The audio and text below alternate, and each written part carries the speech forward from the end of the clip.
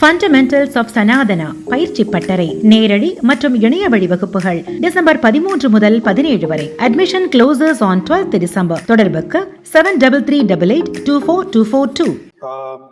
Railway के इस चर्चा में जो 72 के आसपास माननीय सांसदों ने जो पार्टिसिपेट किया डिबेट में, बहुत सकारात्मक चर्चा हुई, बहुत अच्छे सुझाव आए। कई माननीय सांसदों के जो इंडिविजुअल अपने अपने क्षेत्र के मुद्दे थे, कई माननीय सांसदों ने एक जनरल पॉइंट्स रेज किए। मेरा प्रयास रहेगा कि इंडिविजुअल मुद्दों के बारे में हर एक मुद्दे पे इंडिविजुअल क्या उसमें एक्शन लेना है, क्या उसके पूरा उसका कंपाइलेशन हो गया है। जो बड़े मुद्दे हैं उन मुद्दों को आपकी अनुमति से माननीय अध्यक्ष जी मैं सबके सामने रखना चाहूँगा। सबसे पहले जो प्रश्न उठाया गया वो प्रश्न उठा कि बिल की आवश्यकता क्या है और क्या इस बिल से सेंट्रलाइजेशन हो जाएगा, पार्लियामेंट का रोल क्या रहेगा। ये विषय कई मान्य सांसदों ने उठाया। अध्यक्ष जी, मैं बहुत स्पष्ट तौर पे आपके सामने आपके माध्यम से इस महान सदन को बताना चाहूंगा कि इस बिल की आवश्यकता बेसिकली लीगल स्ट्रक्चर में सिंप्लीफिकेशन करने के लिए लाया गया। रेलवे बोर्ड, जैसा मैंने इंट्रोडक्शन के समय में कहा था, 1905 के कानून से बना था। 1905 के कानून और 1989 के कानून, दो अलग अलग कानून रखने के बजाय एक ही कानून हो तो सिंप्लीफिकेशन रहता है और एक ही कानून को रेफर करने की जरूरत पड़ती है। इसीलिए ये बिल लाया गया है। इसमें कहीं सेंट्रलाइजेशन का कोई प्रश्न ही नहीं है। माननीय अध्यक्ष जी, पिछले 10 वर्षों में मेजर डिसेंट्रलाइजेशन हुआ है। अगर आप 10 वर्षों से पहले की परिस्थितियां देखें तो किसी जनरल मैनेजर के पास बहुत ही नगण्य सा पावर होता था, नेग्लिजिबल पावर होता था किसी भी कॉन्ट्रैक्ट को, किसी भी टेंडर को एक्सेप्ट करने का। आज माननीय अध्यक्ष जी 100% पावर किसी भी प्रोजेक्ट के टेंडर को प्रोसेस करने का, उसको अप्रूव करने का जनरल मैनेजर के पास है। डीआरएम्स के पास, जीएम्स के पास, बाकी सारे अधिकारियों के पास बहुत मेजर डिसेंट्रलाइजेशन हुआ है और डिसेंट्रलाइजेशन का लाभ भी बहुत हुआ है। माननीय अध्यक्ष जी, डिसेंट्रलाइजेशन के कारण 10 वर्षों में काम की पेस एकदम बढ़ी है, गति एकदम बढ़ी है और काम का जो स्कोप है वो भी बहुत बड़ा है। पार्लियामेंट का रोल यथावत रहेगा। पार्लियामेंट सुप्रीम है देश में। पार्लियामेंट इस देश के 140 करोड़ देशवासियों का प्रतिनिधित्व करता है, तो पार्लियामेंट के रोल में कहीं कोई चेंज नहीं आता है इस बिल से। जो भी मान्यवर सांसद इस विषय में जिनका भी कोई कंसर्न हो वो निश्चिंत रहे। इसके बारे में कहीं पे कोई चिंता, कहीं पे कोई कंसर्न रखने की आवश्यकता नहीं है।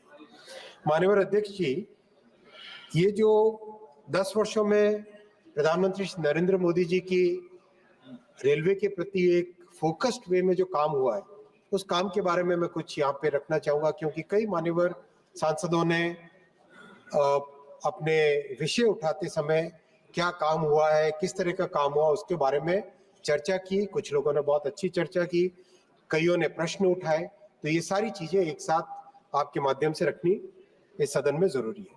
अध्यक्ष जी, जो बहुत बड़ा बदलाव आया 10 वर्षों में प्रधानमंत्री श्री नरेंद्र मोदी जी के नेतृत्व में, एक जो स्पष्ट दिखाई देने वाला बदलाव है वो है साफ सफाई का बदलाव।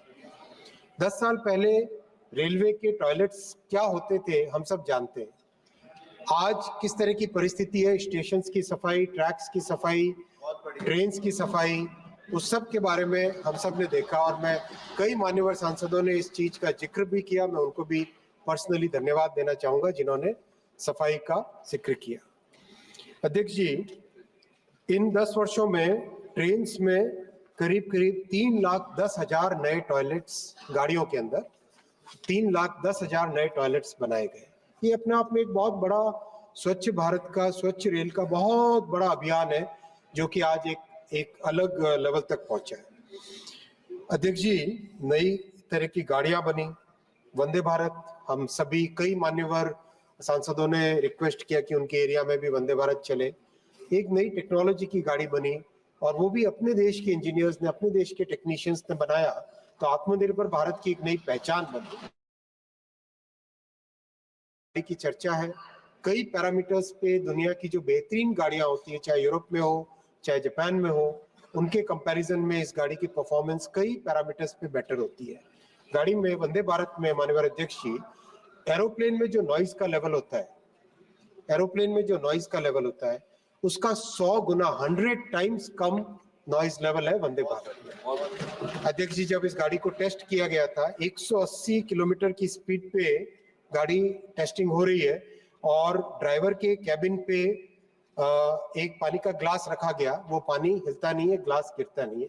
इतना इसमें ध्यान रखा गया है गाड़ी के डिजाइन में, क्योंकि देश में जो क्षमता है, देश के हमारे इंजीनियर्स की जो क्षमता है, उस क्षमता को प्रधानमंत्री श्री नरेंद्र मोदी जी ने पहचाना, उसको एक मौका दिया कि एक नए तरह के प्रयास से नई टेक्नोलॉजी की गाड़ी बने।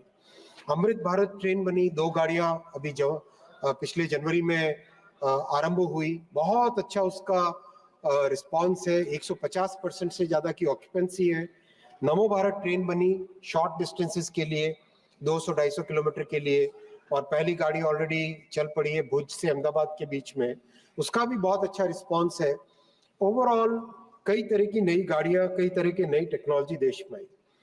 अध्यक्ष जी, रिकॉर्ड इलेक्ट्रिफिकेशन हुआ। भारत में अपना खुद का पेट्रोलियम रिजर्व बहुत लिमिटेड है, तो जरूरी है कि इलेक्ट्रिफिकेशन हम मैक्सिमम करें। जो 60 वर्षों में 21,000 किलोमीटर हुआ था माननीय अध्यक्ष जी, और इन 10 वर्षों में 44,000 किलोमीटर इलेक्ट्रिफिकेशन हुआ। डीजल के खर्चे में करीब 5,000 करोड़ रुपए का बचत ऑलरेडी हो चुकी है और भी लगातार इसमें डेवलपमेंट हो रहा है। अध्यक्ष जी, नॉर्थ ईस्ट के बारे में केवल लुक ईस्ट चलता था, आज एक्ट ईस्ट की पॉलिसी है, और नॉर्थ ईस्ट के करीब करीब मैं डिटेल में भी इस पे चर्चा रखूंगा, किस तरह से हर एक राज्य में नॉर्थ ईस्ट में रेलवे का विकास हो रहा है। जम्मू कश्मीर की जो वर्षों से हमारी डिमांड थी, वो कनेक्टिविटी संपूर्ण होने को आई, प्रोजेक्ट संपन्न होने को आया। कवच जैसी टेक्नोलॉजी का विकास हुआ, बुलेट ट्रेन प्रोजेक्ट आज 300 किलोमीटर से ज्यादा बन चुका है। फ्रेट कॉरिडोर जो कि 1 भी किलोमीटर नहीं बना था 2014 तक, जीरो था 2014 तक, आज 2700 किलोमीटर से ज्यादा बन के 350 गाड़ियां उस पे डेली चल रही है। सेफ्टी के लिए स्टेशन का डिजिटल कंट्रोल, माननीय अध्यक्ष जी, पूरे यूपीए के 10 साल में मात्र 800 स्टेशन डिजिटल कंट्रोल पे आए थे, और प्रधानमंत्री श्री नरेंद्र मोदी जी के 10 साल के कार्यकाल में 3000 से ज्यादा स्टेशंस का डिजिटल कंट्रोल आया। अध्यक्ष जी, 140 करोड़ का ये देश है, एक रैपिडली ग्रोइंग इकोनॉमी है, यहाँ पे अपने को रेलवे की कैपेसिटी सिग्निफिकेंटली बढ़ाने की जरूरत है। जो 50-60 वर्षों तक जिस तरह से रेलवे में इन्वेस्टमेंट की कमी रही, और जिसके कारण रेलवे, अगर हम देखें तो हाईवे में इन्वेस्टमेंट खूब हुआ, रेलवे में इन्वेस्टमेंट नहीं हुआ, लेकिन रेलवे एक अच्छा सेफ और एनवायरमेंट फ्रेंडली मीडियम है। तो प्रधानमंत्री श्री नरेंद्र मोदी जी ने 14 में जिम्मेदारी संभालने के तुरंत बाद में, जहां 25-30 हजार करोड़ के आसपास का बजट होता था रेलवे का, उसको बढ़ा के 2,52,000 करोड़ का बजट किया, और हर राज्य को रिकॉर्ड एलोकेशन मिला है और काम में भी बहुत अच्छी तेजी आई है। अगर हम नए ट्रैक की बात करें तो जहां मात्र यूपी के सरकार के समय 14,000-15,000 किलोमीटर के आसपास बने थे, इन 10 वर्षों में 31,000 किलोमीटर्स नए रेलवे ट्रैक बने। पिछले एक वर्ष में ही अध्यक्ष जी 5,300 किलोमीटर नए रेलवे ट्रैक बने, जो कि पूरे स्विट्जरलैंड के रेलवे नेटवर्क से भी ज्यादा है। यानी एक समृद्ध देश के रेलवे नेटवर्क जितना है, उतना 2 साल लगातार भारत के रेलवे नेटवर्क में ऐड हुआ है। ये एक बहुत बड़ी उपलब्धि है इस देश की। ये एक प्रधानमंत्री जी के विजन का बहुत बड़ा एक उदाहरण है कि कैसे प्रधानमंत्री जी ने देश के विकास के लिए, एक विकसित भारत के लिए नींव रखी है। सेफ्टी पे बहुत ध्यान दिया गया, जहां 7-8 हजार 10,000 करोड़ का इन्वेस्टमेंट होता था, अब 1,08,000 करोड़ का इन्वेस्टमेंट होता है। इसके रिजल्ट भी आए, मैं आपको डिटेल में इसके बारे में बताऊंगा। अध्यक्ष जी, मेंटेनेंस के तौर तरीके में बदलाव हो, रिक्रूटमेंट हो, हर एक क्षेत्र में, रेलवे के हर क्षेत्र में इन 10 वर्षों में अभूतपूर्व काम हुआ है। लेकिन इस काम पे प्रधानमंत्री जी का हमेशा ये कहना है कि 2 टर्म में जो फाउंडेशन ले हुई है वो फाउंडेशन है। और इस तीसरी टर्म में, मोदी जी की इस तीसरी टर्म में 3 गुना मेहनत करके विकसित भारत के लिए एक बेस बनाना है, जिससे कि आगामी कई वर्षों तक देश को और देशवासियों को रेलवे का लाभ मिलता रहे। अध्यक्ष जी, मैं तीसरे विषय पे आता हूं। कई मान्यवर सांसदों ने प्राइवेटाइजेशन हो जाएगा इस बिल से, ऐसा एक नैरेटिव बनाने की कोशिश की। अध्यक्ष जी, मैं बहुत सिंसियरिटी के साथ कहना चाहूंगा कि ये एक फेक नैरेटिव बनाने की जो कई मान्यवर सांसदों ने कोशिश की, कृपया इसका प्रयास न करें। आपका एक फेक नैरेटिव संविधान का वो फेल हो चुका है, और फेक नैरेटिव न बनाए, कोई फेक नैरेटिव न बनाए। मैं अध्यक्ष जी मैं बहुत स्पष्ट तौर पे कहना चाहूंगा, अध्यक्ष जी, ये जो 31,000 किलोमीटर रेलवे ट्रैक बनाए, ये रेलवे ट्रैक किसके हैं? सरकार के हैं। ये 44,000 किलोमीटर विद्युतीकरण हुआ है, 44,000 किलोमीटर विद्युतीकरण हुआ है। ये इलेक्ट्रिफिकेशन किसका है? ये सरकार का है। ये 1,300 स्टेशन का रीडेवलपमेंट चल रहा है, ये स्टेशन किसके हैं? ये सरकार के हैं। ये 37,000 LHB कोच बने, ये किसके हैं? ये देश के हैं, 140 करोड़ देशवासियों के हैं। कहीं प्राइवेटाइजेशन का कोई इसमें प्रश्न नहीं है। इस नैरेटिव को कृपया, मैं हाथ जोड़ के निवेदन करता हूं अध्यक्ष जी, आपके माध्यम से कृपया इस फेक नैरेटिव को आगे न बढ़ाएं। आज देश में डिफेंस और रेलवे, ये 2 सेक्टर ऐसे हैं जिसको डीपॉलिटिसाइज करके इसमें आगे बढ़ने की जरूरत है, क्योंकि ये देश की एक बहुत बड़ी ताकत है। 140 करोड़ देशवासियों की ये जरूरत है, इसलिए इस पे आगे बढ़ना चाहिए। अध्यक्ष जी, मैं चौथे पॉइंट पे आऊंगा। मान्यवर कई सदस्यों ने एक विषय उठाया कि मिडिल क्लास के लिए और गरीबों के लिए क्या है। मैं बहुत स्पष्ट तौर पे कहना चाहूंगा माननीय अध्यक्ष जी, जो हमारे रेलवे का पूरा फोकस है गरीब और मिडिल क्लास परिवारों पे, और इसीलिए आप देखेंगे जो रेशियो था जनरल और एसी कोचेस का, यानी एसी और नॉन एसी कोचेस का, नॉन एसी कोचेस करीब करीब 2/3 रहते हैं और एसी कोचेस 1/3 रहते हैं। उस पूरे के पूरे रेशियो को लगातार मेंटेन किया गया, लेकिन जब देखा गया कि जनरल कोच की डिमांड कई मान्यवर सांसदों ने की, उसके बाद में जनरल कोच की मैन्युफैक्चरिंग का एक स्पेशल प्रोग्राम लिया गया है, जिसमें करीब 12,000 जनरल कोच स्पेशली बनाए जा रहे हैं। ऑलरेडी इस फाइनेंशियल ईयर में करीब 900 जनरल कोच एक्स्ट्रा ऐड किए जा चुके हैं और 10,000 कोच का मैन्युफैक्चरिंग का टारगेट पे चल रहा है। तो बहुत इसमें फोकस्ड वे में हर ट्रेन में जनरल कोच ज्यादा हो, जिससे कि जो अनरिजर्व कैटेगरी में पैसेंजर्स आना चाहते हैं उनको भी एक पूरी सुविधा मिले। अध्यक्ष जी, मैं आपको और भी बताना चाहूंगा, एक नई जो ट्रेन डेवलप की, अमृत भारत ट्रेन पूरी तरह से नॉन एसी है। 22 कोच में से 20 कोच जो पैसेंजर के हैं, 2 कोच पार्सल के और इसके रहते हैं, उसमें से 20 में से 10 स्लीपर कोच है और 10 जनरल कोच है। और इसमें वही टेक्नोलॉजी लगाई गई है जो कि वंदे भारत में ऑटोमेटिक कपलर्स की, अंदर बेटर क्वालिटी की सीट्स की, चार्जिंग पॉइंट्स की, टॉयलेट्स एकदम नई डिजाइन के, जो वायडक्ट होता है, जो वेस्टिब्यूल होता है वो लेटेस्ट डिजाइन का, नॉइज और झटकों से कोई पूरी तरह से मुक्ति। तो वो दोनों ट्रेन्स अच्छी चली है, करीब जनवरी से अब तक 10 महीने चल चुकी हैं, और अब उसमें 50 और ट्रेन का अनुभव के आधार पे कि नई गाड़ी बनाए, उसमें जो अनुभव आए उसके अनुभव के आधार पे 50 और गाड़ियों का प्रोडक्शन प्लान हाथ में ले लिया ऑलरेडी। आगामी जनवरी के महीने से या ज्यादा से ज्यादा फरवरी के महीने से हर महीने 2-2, 3-3 ट्रेन अमृत भारत की नई आने लगेगी, जो कि देश में अध्यक्ष जी 1000 किलोमीटर की जर्नी मात्र 400 रुपए में, इतना अफोर्डेबल मेरे ख्याल से दुनिया में और कोई देश ऐसा नहीं होगा जिसमें 1000 किलोमीटर 400 रुपए के आसपास के फेयर में करवाए इतना, और अच्छी सुविधा। अध्यक्ष जी, साथ ही साथ मिडिल क्लास के लिए नमो भारत ट्रेन का डेवलप किया गया है।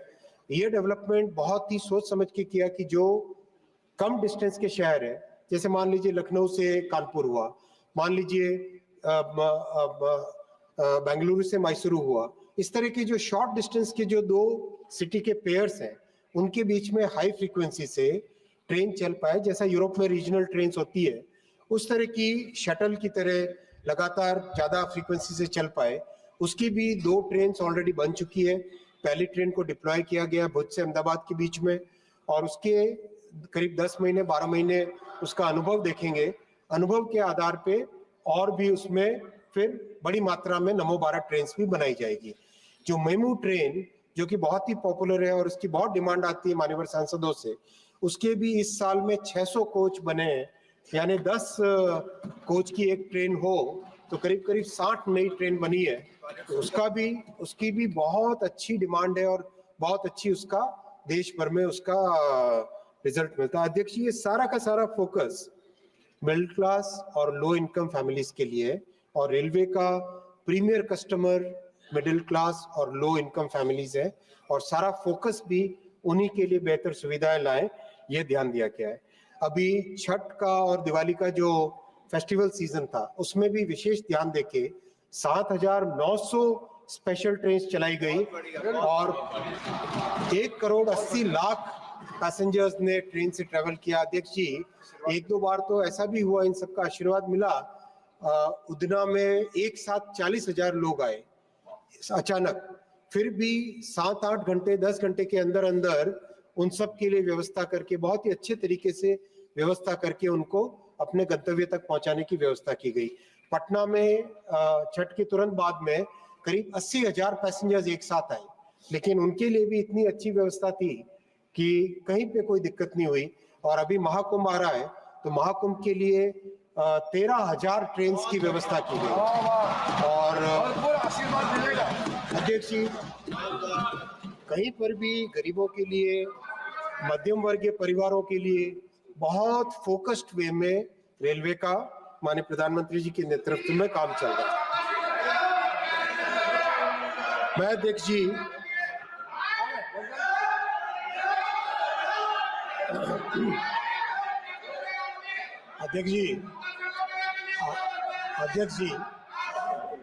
बहुत सारे माननीय सांसदों ने सेफ्टी के, दादा बैठिए, आपके बंगाल से भी महाकुंभ के लिए गाड़ियां हैं। तो बहुत सारे माननीय सांसदों ने सेफ्टी के बारे में कंसर्न रेज किया, और इसको हम बहुत सीरियसली, इस विषय को बहुत सीरियसली लेना चाहिए, और मैं निवेदन करूंगा कि इसको आप कृपया सारे विषय को ध्यान से अगर आप सुने समझे और अपने सुझाव दें तो उसका देश के लिए उपयोग होगा। अध्यक्ष जी, सेफ्टी पे ध्यान देने के लिए 3 बकेट्स हैं जिसपे बहुत काम हुआ है और काम हो रहा है। एक तो ट्रैक से रिलेटेड मैटर्स पे बहुत बड़ा फोकस किया गया, क्योंकि पटरी में कई तरह के विषय आते हैं, तो ट्रैक्स को कैसे सेफ बनाया जाए उस पर ध्यान दिया गया। दूसरा, जो ट्रेन्स हैं उन पे बहुत ध्यान दिया गया। तीसरा, जो लेवल क्रॉसिंग्स है, और चौथा, नई तरह की टेक्नोलॉजी पे। इन 4 बिंदुओं पे अगर देखें तो सेफ्टी पे रेलवे पे काम हुआ। अध्यक्ष जी, इन 10 वर्षों में हाई क्वालिटी 60 kg की जो रेल होती है, हायर क्वालिटी की ज्यादा स्ट्रेंथ वाली पटरी होती है, वो 1,23,000 किलोमीटर की पटरियां जो बदली गई, यानी पुरानी पटरी को बदल के नई पटरी लाना, उस तरह का काम जो इसमें हुआ 1,23,000 किलोमीटर का हुआ। अगर इसको कंपेयर करें यूपीए के 10 वर्षों से, तो यूपीए के 10 वर्षों में मात्र 57,000 किलोमीटर था। रेल रिन्यूअल यानी पुरानी पटरी को बदल के कई मान्यवर सांसदों ने ये विषय उठाया था, उसको रिप्लेस करना 32,000 किलोमीटर था यूपीए के 10 वर्षों में। मोदी जी के 10 वर्षों में 43,000 किलोमीटर हुआ। जो फिश प्लेट होती है दो पटरियों को जोड़ने वाली, वो कम से कम रहे, वेल्डिंग कम से कम हो, लंबी रेल हो 260 मीटर की, तो उससे सेफ्टी बढ़ती है। तो अगर यूपीए के 10 वर्ष देखें तो मात्र 10,000 किलोमीटर था और मोदी जी के 10 वर्षों में 68,000 किलोमीटर लॉन्गर रेल का उपयोग हुआ, 6 गुने ज्यादा। वेल्डिंग, जहां यूपीए के समय में 79 लाख वेल्ड जॉइंट उसको अल्ट्रासोनिक मशीन से, अल्ट्रासाउंड मशीन से टेस्टिंग करते हैं, मोदी जी के पीरियड में 1,73,00,000 यानी 1 करोड़ वेल्ड का टेस्टिंग ज्यादा हुआ और इन सब का रिजल्ट आया अध्यक्ष जी। वेल्डिंग के फेलियर पहले 10 साल पहले साल के 3,700 वेल्डिंग के फेलियर्स होते थे जिसके कारण डिरेलमेंट होता था। आज मात्र 480, 87% कमी आई है वेल्डिंग के फेलियर में। रेल का फ्रैक्चर बार बार सुनाई देता था। 2013-14 में जहां 2,500 रेल फ्रैक्चर्स होते थे वो 85% कम होके मात्र 380 रह गए और इसको भी प्रयास है कि इसमें और भी प्रयास करके इसको भी रिड्यूस करना है। अध्यक्ष जी, मेंटेनेंस की टेक्नोलॉजी में बहुत बड़ा परिवर्तन लाया गया। कई कठोर निर्णय भी लिए गए कि 3 घंटे का मेंटेनेंस का ब्लॉक पटरी को मिले, उसके लिए कई कठोर निर्णय भी लिए गए, नई टेक्नोलॉजी भी लाई गई।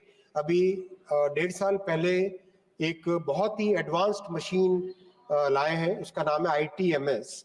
उस ITMS मशीन से अध्यक्ष जी ट्रैक पे कोई भी अगर डिफेक्ट हो, कहीं पे कोई क्लिप मिसिंग हो, कहीं पे किसी स्लीपर के ऊपर कोई डिफेक्ट आ गया हो, कहीं पे ट्रैक के गेज में यानी दोनों के बीच में, दोनों पटरियों के बीच में जो डिस्टेंस है वो अगर कम ज्यादा हो गया हो, सारा एकदम एक्यूरेटली मेजर हो जाता है। और 3 मशीनें बहुत अच्छा परफॉर्म की है। अब हर एक जोन में वैसी एक मशीन लगाएंगे। और 2 साल पहले से एक प्रयास चालू किया था कि ट्रैकमैन की जिंदगी में कैसे एक बड़ा परिवर्तन लाए। हथौड़ा लेके चलना पड़ता है, वैसा न करना पड़े। तो पहले एक अजमेर में एक गाड़ी बनाई गई थी जिसमें इनोवा, टोयोटा इनोवा को मॉडिफाई किया गया था जिससे कि वो ट्रैक पे भी चल सके। और उसके बाद में महिंद्रा और टाटा के साथ मिलके रेलवे के इंजीनियर्स ने बहुत अच्छी गाड़ी बनाई है। अभी हाल ही में 7-8 दिन पहले ही मैंने उसका इंस्पेक्शन किया था। वो गाड़ी सड़क पे भी चल सकती है और रेलवे के ट्रैक पे भी चल सकती है। और उसमें इस तरह से सुविधा की गई है कि जो वेल्डिंग मशीन है, हथौड़े हैं, बाकी जितने इक्विपमेंट है वो सारे के सारे उस गाड़ी में रखें, ट्रैकमैन उसमें बैठे, पीछे 2 सीट्स है, बड़ा सा ग्लास है और कैमरा लगा हुआ है, उसको देख आराम से पटरियों का निरीक्षण, track inspector, pathway, PWI, gangman, trackman, ये सब उस गाड़ी में बैठ के आराम से बहुत सेफली ट्रैवल करते हुए इंस्पेक्शन कर सके। वैसी एक नया इनोवेशन रेलवे ने किया है और इस इनोवेशन को पहले 7-8 महीने तक उसको टेस्ट करेंगे, देखेंगे, उसका अनुभव लेंगे और उसके बाद में अगर वो सक्सेसफुल निकला और लोगों को पसंद आया तो उसको बड़े पैमाने पे देश भर में लागू करेंगे। तो अध्यक्ष जी, हर तरीके से ट्रैक की सेफ्टी पे ध्यान दिया गया है। लेवल क्रॉसिंग्स 2013-14 में करीब 9,000 के आसपास ऐसी लेवल क्रॉसिंग्स थी जिसपे कोई गेटमैन नहीं रहता था, तो उसके कारण कई एक्सीडेंट्स होते थे। आज अध्यक्ष जी, बहुत खुशी के साथ आपको मैं बताना चाहूंगा, 9,000 के 9,000 अनमैन्ड लेवल क्रॉसिंग्स अब 0 हो गए। अब हर एक लेवल क्रॉसिंग पे, जहां पर भी लेवल क्रॉसिंग यानी गेट है, वहां पे या तो अंडरपास, फ्लाईओवर या फिर गेट के पास में गेटमैन, मतलब कहीं पर भी बिना गेटमैन के कोई लेवल क्रॉसिंग देश भर में नहीं रखा गया है। अध्यक्ष जी, यूपीए के 10 वर्षों में जहां मात्र 4,000 फ्लाईओवर और अंडरपासेस बने थे, आज इन 10 वर्षों में 12,000 4 गुना फ्लाईओवर्स, अंडरपासेस बने।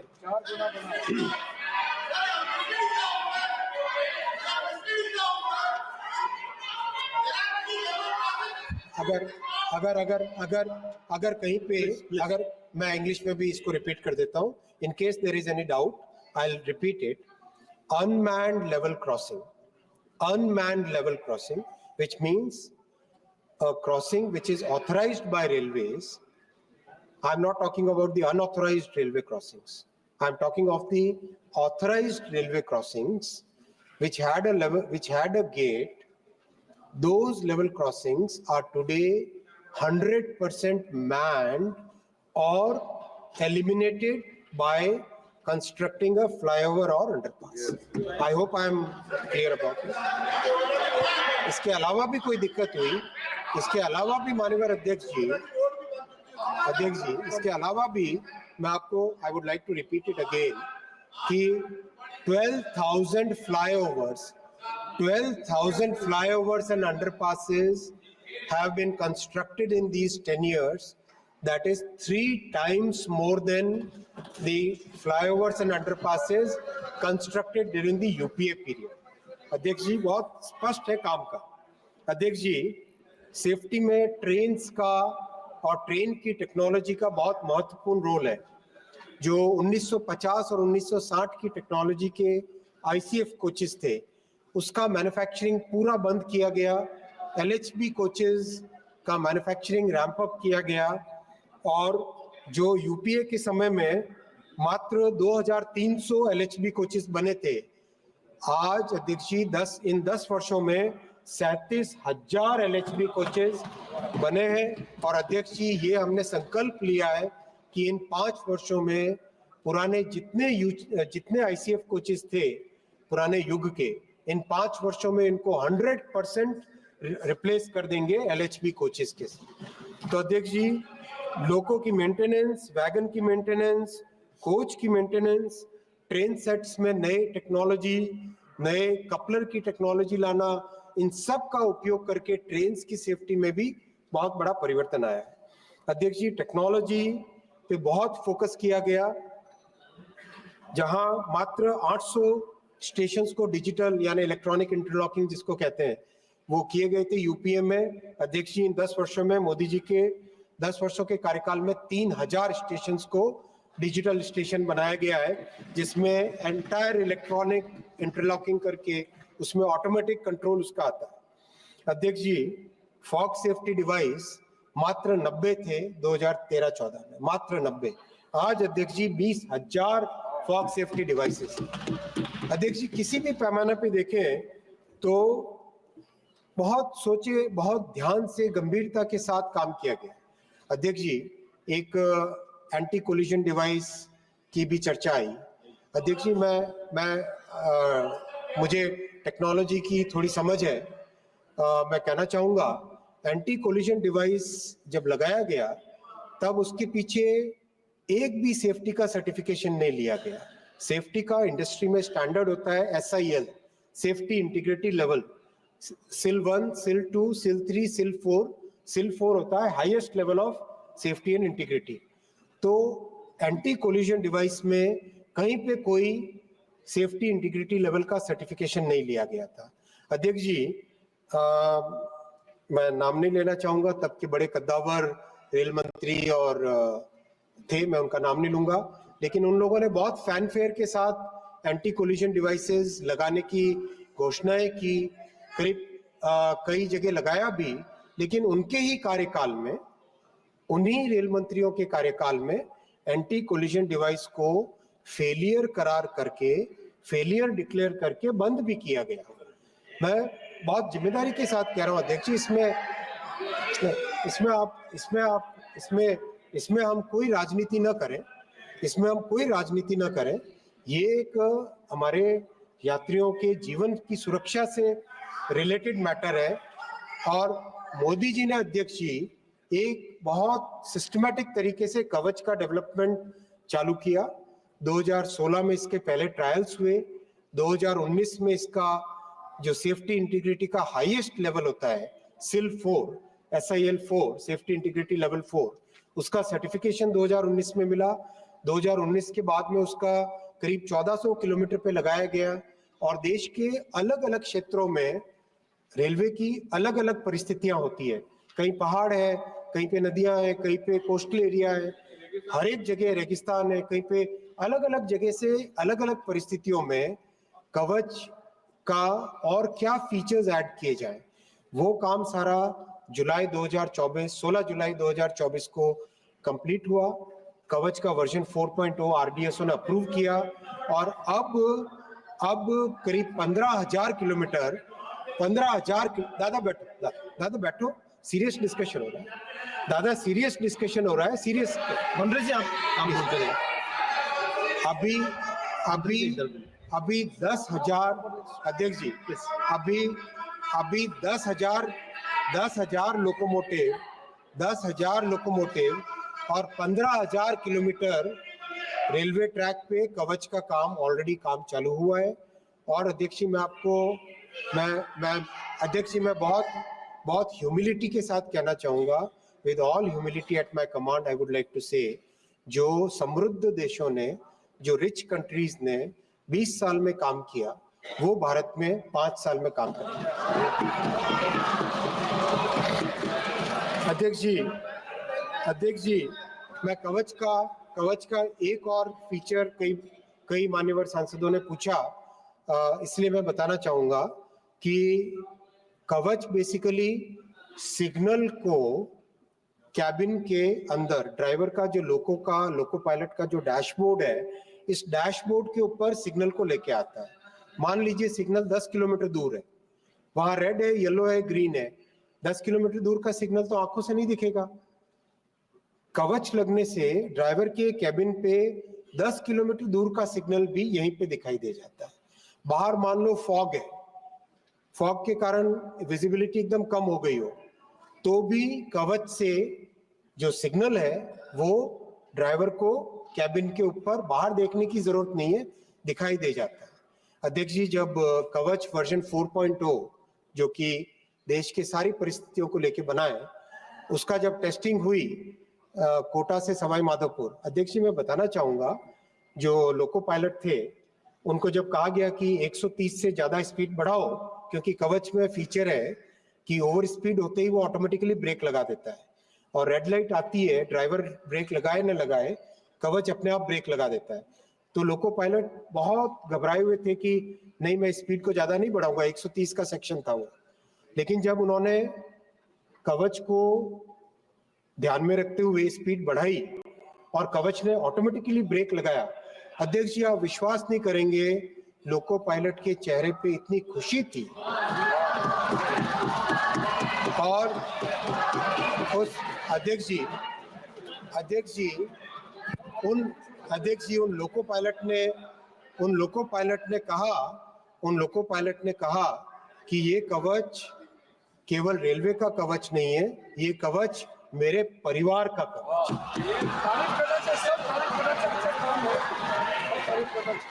अध्यक्ष जी, एक मान्यवर सांसद ने कहा कि डिरेलमेंट रुक नहीं रहे, डिरेलमेंट का क्या? मैं अध्यक्ष जी फिर बताना चाहूंगा, और अगर आप परमिशन दे तो मैं नाम लूंगा, वरना मैं नाम नहीं लूंगा। नाम मत लीजिए। नाम नहीं लेता हूँ। किसका नाम? नाम नहीं लेता। अध्यक्ष जी, यूपीए के समय में कॉन्सिक्वेंशियल एक्सीडेंट्स 171 थे per year on an average. अध्यक्ष जी, वो 75% कम होकर, अध्यक्ष जी 75% कम होकर 40 पे आ गया है। अध्यक्ष जी, जो डिरेलमेंट्स थे, अध्यक्ष जी जो डिरेलमेंट्स का टोटल आंकड़ा था यूपीए के समय में 443 थे, 365 दिन 443 डिरेलमेंट्स होते थे। अध्यक्ष जी, that number has come down to less than 195, यानी 78% रिडक्शन हुआ है। अध्यक्ष जी, लेकिन हम इतने पे सेटिस्फाइड नहीं है। अध्यक्ष जी, हम इसमें भी अथक प्रयास करके हर एक इंसिडेंट के रूट कॉज में जाके स्ट्रक्चरल चेंज लाके, जहां प्रोसेस में चेंज करना है प्रोसेस में चेंज करके, जहां टेक्नोलॉजी में चेंज करना है टेक्नोलॉजी में चेंज करके, जहां पर भी जो भी चेंज करना है वो करके हम एक्सीडेंट्स और डिरेलमेंट की संख्या को और भी कम करेंगे, सेफ्टी को इससे भी अधिक बढ़ाएंगे। इसके लिए मोदी जी की सरकार प्रतिबद्ध है और हम लोग इसके लिए अथक प्रयास करने के लिए आपको अश्योर करते हैं। अध्यक्ष जी मैं 6th पॉइंट पे आऊंगा। अध्यक्ष जी मैं 6th पॉइंट पे आऊंगा। कई मान्यवर सांसदों ने कई मान्यवर सांसदों ने कहा कि रेलवे में वैकेंसी का क्या। मैं आपके सामने स्पष्ट तौर पे रखना चाहूंगा कि जो यूपीए के समय में यूपीए के समय में जहां 4,11,000 लोगों को रेलवे में नौकरी मिली थी, मोदी जी ने 5,02,000 लोगों को नौकरी दी। अध्यक्ष जी एग्जाम कराने में भी इतना ध्यान रखा गया है। अध्यक्ष जी, हाल ही में जो आरआरबी के एग्जाम कंप्लीट हुए, मैं एक एग्जाम का एग्जांपल देना चाहूंगा। 1,26,00,000 एप्लीकेंट्स थे। 68 डेज तक, 68 दिनों तक परीक्षा चली। 211 शहरों में परीक्षा हुई। 15 भाषाओं में एग्जाम था। अध्यक्ष जी, कहीं पे कोई पेपर लीक नहीं, कहीं पे कोई इंसिडेंट नहीं, एकदम स्मूथली एग्जाम होके मैं धन्यवाद देना चाहूंगा श्री प्रेमचंद्रन जी को। आपने भी एक बार इसको मेंशन किया था कि कितना स्मूथली एग्जाम हुआ है। अध्यक्ष जी, 1,30,581 लोगों को, युवक और युवतियों को रेलवे में नौकरी दी और बिना कोई कंप्लेंट, बिना कोई कहीं पेपर लीक की कंप्लेंट के। और अध्यक्ष जी, उसके बाद में और भी जो वर्षों से, दशकों से जो डिमांड थी नौजवानों की, कैंडिडेट्स की, जो रेलवे में भर्ती लेने के इच्छुक है, कि एक एनुअल कैलेंडर बनाया जाए। अध्यक्ष जी, एनुअल कैलेंडर बना और एनुअल कैलेंडर के हिसाब से आज रेलवे में रिक्रूटमेंट चल रहा है।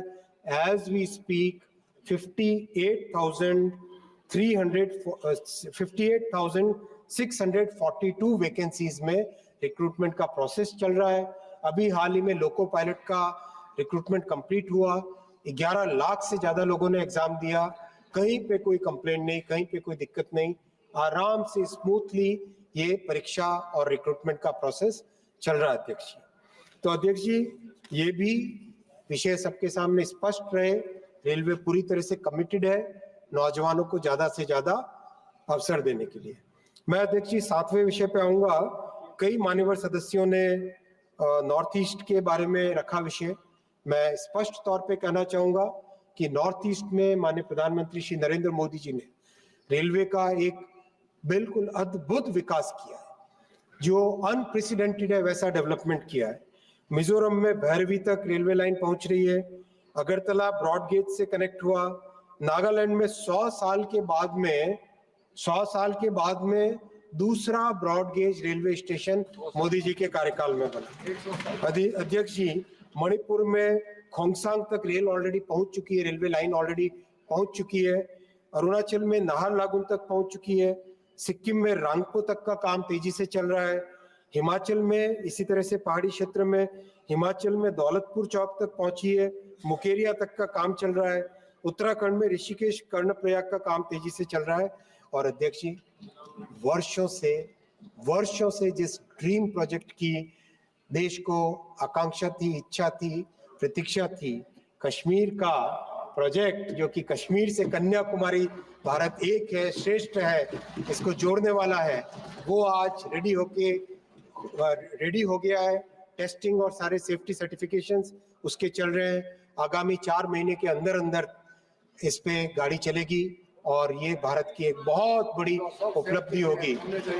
अध्यक्ष जी, मैं मान्यवर विपक्ष के सांसदों को भी निवेदन करूंगा, आप भी एक बार पीठ थपथपा के कश्मीर के निवासियों को आशीर्वाद दें, उनको भी आप बताएं कि आप भी उनके साथ। अध्यक्ष जी, अटल जी ने, अध्यक्ष जी मैं कहना चाहूंगा, अध्यक्ष जी मैं बताना चाहूंगा, एक बहुत अच्छा फैक्ट है। बैठिए हुड्डा जी, मैं आपको फैक्ट दे दूं, आपको फैक्ट मैं दे दूंगा। अध्यक्ष जी, आपको मैं फैक्ट्स दे दूंगा, कैबिनेट नोट कब पास हुआ तो मैं बता दूंगा आपको। अध्यक्ष जी, एक अच्छा फैक्ट मैं बताना चाहूंगा। चेनाब का जो ब्रिज है, इस ब्रिज के, ये ब्रिज 359 मीटर ऊंचा है। अध्यक्ष जी, ये एफिल टावर को अगर हम कंपेयर करें, एफिल टावर से 35 मीटर टॉलर है चेनाब का ब्रिज। काश आपके मन में भी कुछ खुशी होती, अच्छा लगता है। दिखाता नहीं है। अध्यक्ष जी, वैसे ही वैसे ही डेडिकेटेड फ्रेट कॉरिडोर, अध्यक्ष जी, वैसे ही डेडिकेटेड फ्रेट कॉरिडोर जो कि देश के लिए बहुत ही महत्वपूर्ण प्रोजेक्ट है, वो भी 2014 तक जहां जीरो था, आज 2741 किलोमीटर बन चुका है और आज डेली 350 गाड़ियां डेडिकेटेड फ्रेट कॉरिडोर पे जा रही है। अध्यक्ष जी, 1300 स्टेशन का पुनर्निर्माण भी चल रहा है। एक ऐसा महत्वपूर्ण काम जो कि दुनिया का सबसे बड़ा रेलवे स्टेशन का रीडेवलपमेंट का काम भी आज देश में चल रहा है। अध्यक्ष जी, कई मान्यवर सांसदों ने इंडिविजुअल विषय उठाए, बंगाल के हो, चाहे तेलंगाना के हो, चाहे मध्य प्रदेश के हो, चाहे उत्तर प्रदेश के हो। मैंने आपसे निवेदन करूंगा, आपकी अगर परमिशन मिले, आपकी अनुमति हो, तो मैं सबको इंडिविजुअली जवाब दूंगा लेटर के माध्यम से, वही ठीक रहेगा। लेटर के माध्यम से, क्योंकि विषय बहुत सारे हैं, इसीलिए इन सब विषयों पे मैं अगले जितने बाकी सब विषय हैं, अध्यक्ष जी, बाकी समय की मर्यादा है, बाकी सब विषय के बारे में मैं आप सबको आपके हर एक विषय पे अगले 7 से 8 वर्षों में जवाब दूंगा। अध्यक्ष जी प्लीज। अध्यक्ष जी, इन 10 वर्षों में मोदी जी का काम बोलता है, मोदी जी का काम बोलता है। अध्यक्ष जी, इन 10 वर्षों में मोदी जी ने इंक्लूसिव ग्रोथ की एक नई मिसाल देश के सामने, दुनिया के सामने रखी है।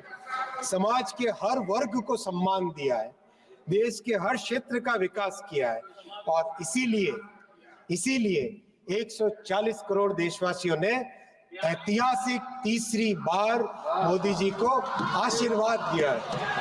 अध्यक्ष जी, इस आशीर्वाद को पूर्ण करने के लिए प्रधानमंत्री श्री नरेंद्र मोदी जी ने हम सबको बहुत स्पष्ट भाव से कहा है कि तीसरी टर्म में 3 गुने ज्यादा मेहनत करनी है और जो समृद्ध भारत के सपने को आंखों के आगे रखने के लिए हम निकले हैं, जिस विचार को लेकर आगे निकले हैं, जिस विकसित भारत की नींव रखने के लक्ष्य को लेकर आगे निकले हैं, उस लक्ष्य को पूरा करने के लिए अथक मेहनत करेंगे, अपनी जी जान लगा देंगे। अध्यक्ष जी, बहुत बहुत धन्यवाद।